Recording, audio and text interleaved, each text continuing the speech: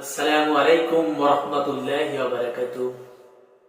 আলহামদুলিল্লাহি নাহমাদুহু ওয়া নাস্তাঈনুহু ওয়া নাস্তাগফিরুহু ওয়া নাউযু বিল্লাহি মিন শুরুরি আনফুসিনা ওয়া মিন সাইয়্যাতি আমালিনা। মান ইয়াহদিয়াল্লাহু ফালা মুদিল্লা লাহু ওয়া মান ইউদ্লিলহু ফালা হাদিয়া লাহু।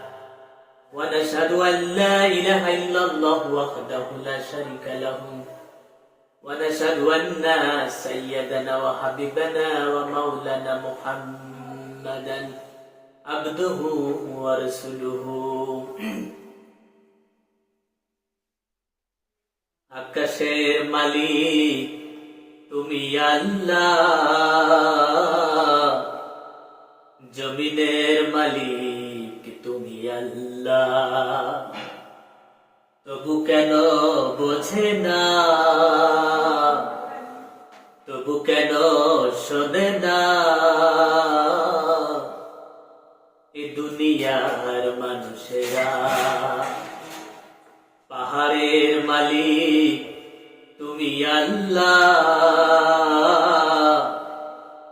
সাগরের মালিক তুমি আল্লাহ, মানুষের মালিক তুমি আল্লাহ, সবকিছুর মালিক তুমি আল্লাহ, তবু কেন বোঝে না, তবু কেন শোনে না ও অবুঝ মানুষেরা। ফালা তাকাফুহুম ওয়া খাফুনি ইন কুনতুম মুমিনিন।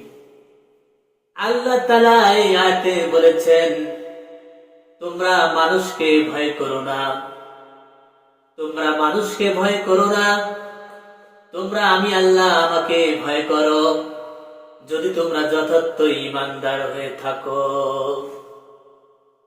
মহান রব্বুল ইজ্জাত আল্লাহ তাআলা বলেছেন, ওহে ঈমানদারেরা, তোমরা মানুষকে ভয় করো না, তোমরা আমি আল্লাহ আমাকে ভয় করো। তো বন্ধুরা আমার, ভাইরা আমার, জীবনের সর্বক্ষেত্রে ওই মহান রব্বুল ইজ্জাতকে ভয় করতে হবে। মানুষকে যখন আপনি ভয় করবেন তখন আপনার ঈমান থাকবে না। সব ক্ষেত্রে মহান রব্বুল ইজ্জাতকে ভয় করতে হবে। দিনের ক্ষেত্রে, রাজনীতির ক্ষেত্রে, সকল ক্ষেত্রে মহান রব্বুল ইজ্জাতকে আপনাকে ভয় করতে হবে। দিন প্রচারের ক্ষেত্রে দেখা যায় ঘরের থেকে বাইরে হতে পারি না, ভয় পাই। বাবাকে ভয় পাচ্ছি, মাকে ভয় পাচ্ছি, পাড়া প্রতিবেশী পাতি নেতার ভয় পাচ্ছি, অনেক লোককে ভয় পাচ্ছি, কিন্তু মহান রব্বুল ইজ্জাতকে ভয় পাচ্ছি না।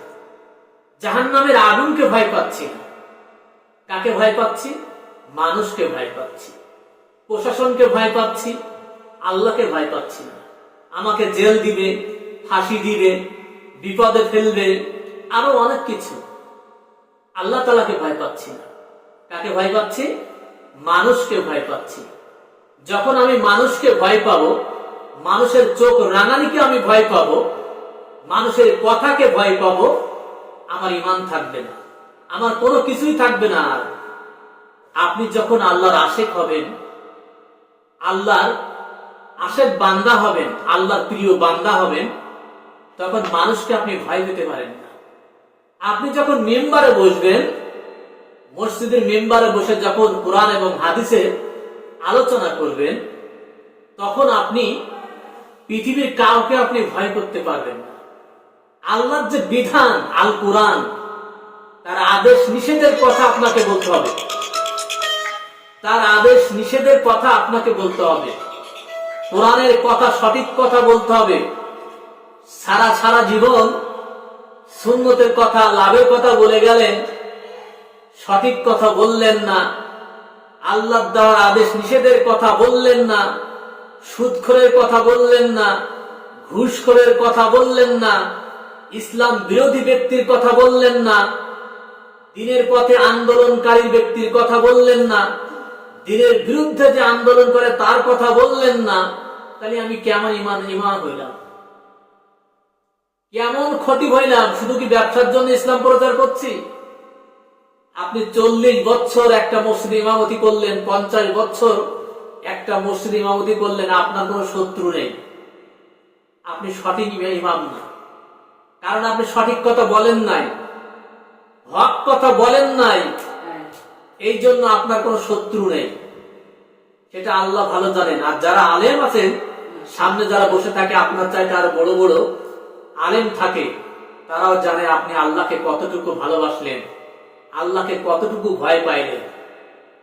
সারাটা জীবন আমি 5 ওয়াক্ত নামাজ পড়ছি, রোজা থাকছি, তাহাজ্জুদ পড়ছি। নামাজ আর রোজায় আপনার জান্নাত হবে না। as-salatu miftahu জান্নাত, নামাজ বেহেশতের চাবি, কোরআনে কোথাও আপনি পাবেন না। ইন্না সালাতা তানহা আনিল ফাহশাই ওয়াল মুনকার, নিশ্চয়ই সালাত খারাপ কাজ থেকে বিরত রাখে। আপনাকে খারাপ কাজ থেকে বিরত থাকতে হবে এবং সালাত কায়েম করতে হবে, সালাত পড়তেও হবে। সালাত কায়েম করলেন না, খারাপ কাজ থেকে আপনি বিরত থাকতে পারলেন না, সুদ থেকে বিরত থাকতে পারলেন না, মাদক ব্যবসা থেকে আমি বিরত থাকতে পারলাম না, ঘুষ থেকে আমি বিরত থাকতে পারলাম না, এই সব কথাগুলো আমি মিম্বারে বসে কোনোদিন বলতে পারলাম না। কিসের ইমাম আমি? আল্লাহ দেওয়া বিধান যে সঠিক কথাগুলো বলার জন্য কোরআন দিয়েছেন, আল্লাহ হাদিস দিয়েছেন, সেগুলোকে আপনাকে বলার জন্য, এগুলোকে গোপন করার জন্য না। আজকে আপনি গোপন করবেন, আল্লাহ আপনাকে ধরবে, আল্লাহ আপনাকে ধরবে, অবশ্যই অবশ্যই ধরবে। আপনি ইমাম সাহেব আপনার বন্ধুত্ব আছে সুদখোরের সাথে, ঘুষখোরের সাথে, সমস্ত অপরাধের সাথে যে জড়িত সমাজের যে নেতা, আপনার তার সাথে ইমাম সাহেব, আপনার তার সাথে ভালো সম্পর্ক। তাহলে আল্লাহকে আপনি কতটুকু ভয় পাইলেন? কি ভয় পাইলেন যে সঠিক কথা আপনি বললেন না? আপনার দাড়ি পেকে গেছে, বয়স হয়ে গেছেন, 60-70 বছর বয়স হয়ে গেছে, সালাত যতটুকু কায়েম করলেন, যতটুকু পড়লেন, কিন্তু আপনি আল্লাহর বিরুদ্ধে আন্দোলন করলেন, রসুলের বিরুদ্ধে আপনি আন্দোলন করলেন, রসুলের বিরুদ্ধে আপনি ষড়যন্ত্র করলেন, আল্লাহর বিরুদ্ধে আপনি ষড়যন্ত্র করলেন। কোরআনের আইনকে, কোরআনের বাস্তবায়ন করার জন্য, কোরআনের বিধানকে বাস্তবায়ন করার জন্য আপনি একবারও ভাবলেন না। আপনার কোনটা রাস্তা সঠিক, কোনটা আপনার বেঠিক, আপনি কি একবারও ভেবে দেখেছেন? কোরআনের সঠিক কথা বললে যাদের গায়ে জ্বালা ধরে, এরা কখনো ইমানদার হতে পারে না। তো আপনাকে আল্লাহকে অবশ্যই ভয় পেতে হবে, ভয় করার মতো ভয়কে পেতে হবে, তাকওয়া অর্জন করতে হবে। আপনার তাকওয়া আপনার ভিতরে নাই বলে আপনি আল্লাহকে ভয় পাইলেন না। মানুষের চোখ রাঙানিকে ভয় পান, মৃত্যুকে ভয় পান, বিপদের ভয় পান। ইসলামী দল করেন বলে আপনাকে ষড়যন্ত্র করছে, আপনাকে হুঙ্কার দিচ্ছে, বিপদে ফেলাবে বলে মামলা দেব, এ দেব, তা দেব, বিভিন্ন ভাবে আপনাকে আটকানোর জন্য কাফের বেঈমানেরা, মুসলমান নামে মুনাফিকরা আপনার বিরুদ্ধে লেগে যাবে, আপনার বিরুদ্ধে কাজ করবে, কিন্তু ষড়যন্ত্র করে ওকে কিছুই করতে পারবে না। আল্লাহ হচ্ছে সবচাইতে বড় ষড়যন্ত্রকারী, ওর ব্যবস্থা মহান রব্বুল ইজ্জত করবে, অবশ্যই করবে। পৃথিবীতেও দিবে, আখিরাতেও দিবে, ছাড় কোনো দিক থেকে দেওয়া হবে না। ইমানদাররা কখনো মানুষের চোখ রাঙানিকে ভয় পায় না। যারা কোরআনকে বুকের ভিতর লালন করেছে, আল্লাহকে যারা ভালোবাসে, আল্লাহর দ্বীনকে যারা ভালোবাসে, তারা কখনো আপনার চোখ রাঙানিকে ভয় পাবে না। আপনি যতই হুঙ্কার দেন না কেন, কোনো কাজ হবে না, এরা পিছপা হবে না। এক সাইদিকে মারবেন, বাংলাদেশের লক্ষ সাইদির জন্ম নিবে, কিছুই করতে পারবেন না। কি করবেন? কতজনকে মারবেন? একজনকে মারবেন, 1000 লক্ষ সাইদ জন্ম নেবে বাংলাদেশে। বর্তমান 1000 সাইদের জন্ম হয়ে গেছে বাংলাদেশে। ইসলামী দল যারা করে, কোরআনের আইনের পক্ষে যারা থাকে, দিন কায়েমের আন্দোলন যারা করে, তারা চিটার বাটপার কখনো হতে পারে না।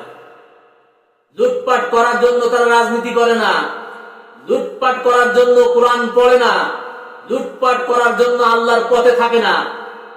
যারা আল্লাহকে ভয় পায়, এরাই হচ্ছে প্রকৃত মুমিন, এবং যারা দ্বীনের পথে থাকে, এরাই হচ্ছে প্রকৃত মুমিন। আজকে শবে বরাত, এমন ভাবে মানুষ নামাজ পড়তে যাচ্ছে, ফজরের উপরে ফজরের উপরে ফরজ এরকম মনে হচ্ছে, আসলে আবার 5 ওয়াক্ত পড়ে না, সারা রাত নফল নামাজ পড়ে, 5 ওয়াক্ত নামাজ পড়ে না, কোরআন পড়ে না, কোরআনের পথে থাকে না, দ্বীনের পথে থাকে না, ফজরের উপর ফরজ মনে করছে, নফলকে পড়েন, নিষেধ নাই, আপনি পড়েন। আপনি 2 হাত তুলে মহান রব্বুল জাতের কাছে চোখের পানি ফেলেন, কিন্তু আপনার গোড়া অবশ্যই ঠিক রাখতে হবে। আপনার গোড়া যদি ঠিক না থাকে, আপনার কোনো ভালো কাজকে আল্লাহ নিবে? আপনি দ্বীনের ক্ষেত্রে আল্লাহর বিরুদ্ধে আন্দোলন করছেন, রসুলের বিরুদ্ধে আপনি আন্দোলন করছেন, আল্লাহ কি আপনার ভালো কাজগুলো নিবে? কখনো নিবে না।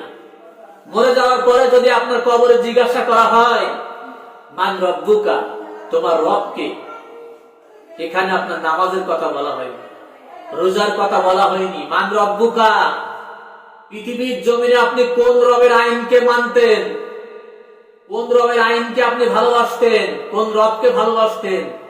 মানুষের তৈরি করা মতবাদকে ভালোবাসতেন, না মানুষের তৈরি করা আইনকে ভালোবাসতেন, না আল্লাহ তাআলাকে ভালোবাসতেন? মান রব্বুকা, আপনার রবকে ছিল পৃথিবীর জমিনে লেনিন কার্ল মার্কস ছিল, যার আইন সংবিধানে চলে, যার আইন চলে কোর্টে চলে, যার আইন অফিস আদালতে চলে। যে মহান রব্বুল জাতের আইন আপনার সংবিধানে চালাতে পারেন না, আল্লাহর আইনকে পারিবারিক জীবনে চালাতে পারেন না, অফিসিয়াল জীবনে আপনি চালাতে পারেন না, কিসের মুমিন আপনি দাবি করেন? মৃত্যুর পর হুজুর ডেকে এনে হাত তুলে 6টা গরু জবাই করে দিয়ে জান্নাত ফেরদাউস আপনাকে দিবে? আল্লাহ আপনাকে তো চেনে, আপনার ভিতরে কতটুকু ঈমান আছে। লা ইসলাম ইল্লা বিল জামাত, লা ইসলাম ইল্লা বিল জামাত। ইসলামী দল ছাড়া ইসলামের কোনো অস্তিত্ব নেই, আপনার দলেরই ঠিক নেই। আপনি আল্লাহ তাআলাকে আপনার মালিক মনে করেন না। আপনি যদি আল্লাহ তাআলাকে আপনার মালিক মনে করতেন, তাহলে দ্বীনের পথে আন্দোলন সংগ্রাম করতেন, দ্বীন ছাড়া অন্যদিকে আপনি যেতেন না। ইন্নাদ দীনা ইনদাল্লাহিল ইসলাম, আল্লাহর কাছে মনোনীত রাজনীতি হচ্ছে কোরআনের রাজনীতি, আল্লাহ তাআলা মনোনীত রাজনীতি হচ্ছে আল্লাহর বিধানের, রসুলের আদর্শের। আপনি সেই পথেই না, তাহলে আপনি কিভাবে মুমিন হইলেন? মান দীনক, আপনার দীনই তো ইসলাম নাই। দ্বীনের পথে কি আন্দোলন সংগ্রাম রাজনীতি ছিল আপনার? ছিল না। তাহলে আপনার মান দীনকা, আপনার দ্বীন ইসলাম কি করে হলো? মান নাবিয়কা, কোন নবীর আদর্শের উপর আপনি প্রতিষ্ঠিত ছিলেন পৃথিবীর জমিনে? আল্লাহ তাআলার বিধান, রাসূল সাল্লাল্লাহু আলাইহি ওয়াসাল্লামের আদর্শের উপর কি আপনি রাজনীতি করেছেন বা গোলামি করেছেন?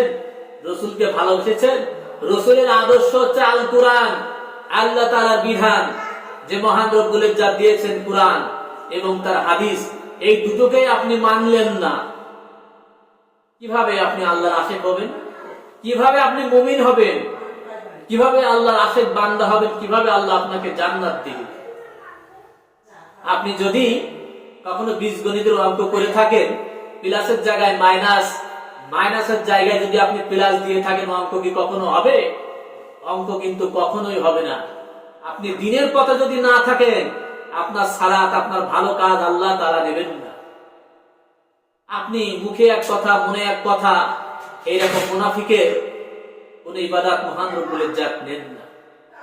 ইন্নাল মুনাফিকিনা ফিদ দারকিল আসফালি মিনান নারি ওয়া লান তাজিদ লাহুম নাসিরা, নিশ্চয় মুনাফিকরা জাহান্নামের সর্বনিম্ন স্তরে অবস্থান করবে। তারা কোনো বন্ধু পাবে না, তারা কোনো সাহায্যকারী পাবে না। এটা আল্লাহ তাআলার কথা, আপনার আমার কথা না। জান্নাত যদি পেতে চান, কোরআন কি বলেছে বাংলা বলে দেখবেন, বাংলা স্পষ্ট দলিল আপনি পেয়ে যাবেন। পড়লে বুঝতে পারবেন আপনি কোন পথে আছেন, আসলে আপনি কি সঠিক পথে আছেন না ভুল পথে আছেন। অবশ্যই আপনাকে যাচাই বাছাই করতে হবে। অনেকের জিন্দিগি, আপনি 40 বছর 50 60 জোর 100 বছরে পৃথিবীতে বেঁচে থাকবেন, একবারও আপনি যাচাই করলেন না যে মহান রব্বুল ইজ্জত আল্লাহ তাআলা আমাকে কি চিঠি দিয়েছেন, ওই কোরআনের ভিতরে আমাকে কি আদেশ নিষেধ দিয়েছেন, কি কবরের কাছে যেতে বলেছে কিনা, কবরকে পুজো করতে বলেছে কিনা, পীর সাহেবের কাছে যেতে বলেছে কিনা, কি আপনার দিক নির্দেশনায় কোরআনে দিয়েছেন, আপনি একবার পড়ে দেখলেন না। কোন পথে আপনাকে যেতে হবে সেটাও আপনি দেখলেন না। আপনি সারা জীবন মাথা ঠুকলেন, পূর্ব পশ্চিমে সিজদা দিলেন, ওই সিজদা আল্লাহ নেবে না, আল্লাহর ওই সিজদা লাগবে না। ভালো কাজ করে আপনাকে সিজদা করতে হবে, দিনের পথে আপনার জীবন দিয়ে দিতে হবে, তাহলে কোনো কাজ হবে না। ফালা তাকাফুহুম ওয়া খাফুনি ইন কুনতুম মুমিনিন। তোমরা আমাকে ভয় করো, মানুষকে ভয় করো না। আমি আল্লাহ, আমাকে ভয় করো, মানুষকে ভয় করো না। যথার্থ ইমানদার যারা, তারা আল্লাহকে ভয় পায়, আর কাউকে ভয় পায় না। যদি তোমরা যথার্থ ইমানদার হয়ে থাকো, আল্লাহকে ভয় পাবা, কারো চোখ রাঙানিকে ভয় পাবা না, কারো রক্ত চক্ষুকে ইমানদাররা ভয় পায় না। আপনাকে অবশ্যই ইসলামের পথেই থাকতে হবে। দর্শক, আবার দেখা হবে নতুন কোনো ভিডিওই। আপনারা সবাই সুস্থ থাকেন, ভালো থাকেন। আসসালামু আলাইকুম ওয়া রাহমাতুল্লাহি ওয়া বারাকাতুহু।